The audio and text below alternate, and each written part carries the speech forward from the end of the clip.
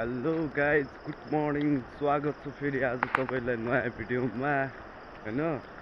अनि के छ त हालखबर तपाईँहरूको? अनि सन्चै हुनुहुन्छ होला होइन। अनि म चाहिँ फेरि आज काम गर्न जाँदैछु होइन। अस्ति चाहिँ मैले भिडियो गर्नै पाएन क्या, मोबाइलमा चार्ज पनि हुँदैन त्यति राम्रोसँग मसँग होइन।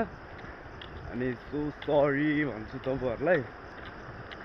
अनि अहिले चाहिँ कति बज्यो भन्नुहुन्छ भने होइन, बिहानको 6:35 भइसक्यो होइन। 6:35मा चाहिँ अनि म काममा जाँदैछु।